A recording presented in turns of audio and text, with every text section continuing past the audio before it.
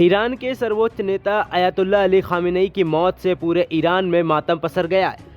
इस दुख की घड़ी में ईरान कैबिनेट ने 40 दिन के राष्ट्रीय शोक का ऐलान किया है।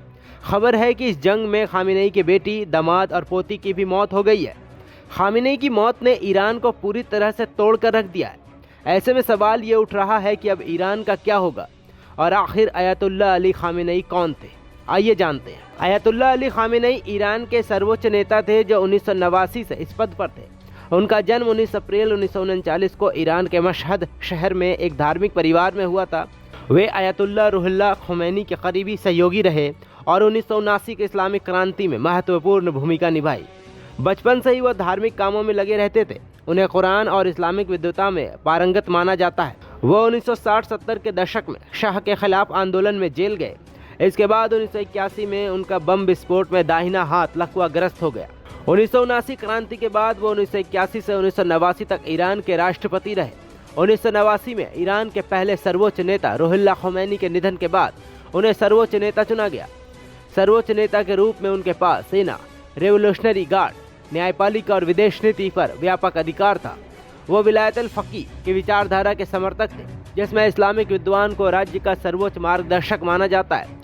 वे अमेरिका और इजराइल की नीतियों के आलोचक रहे और मध्य पूर्व की राजनीति में उनकी महत्वपूर्ण भूमिका थी। ऐसे में अब अचानक उनकी मौत के बाद ईरान बहुत जल्द नए सुप्रीम लीडर की घोषणा करने वाला है। ईरान के संविधान के विलायत अल फ़क़ीह सिद्धांत के मुताबिक सुप्रीम लीडर का पद सिर्फ बड़े धार्मिक विद्वान यानी मौलवी को ही मिल सकता है।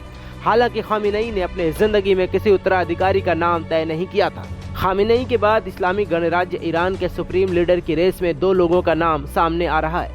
पहला नाम खामेनेई के बेटे मुज्तबा खामेनेई का है और दूसरा नाम ईरान के संस्थापक अयातुल्लाह खुमैनी के पोते हसन खुमैनी का है। न्यूज एजेंसी रॉयटर्स की माने तो वर्तमान में किसी भी व्यक्ति के पास खामेनेई जैसी अथॉरिटी नहीं, इसलिए किसी भी उत्तराधिकारी को क्रांतिकारी गार्ड और बड़े धार्मिक निकायों जैसे शक्तिशाली संस्थानों पर नियंत्रण हासिल करना एक बड़ी चुनौती होगी।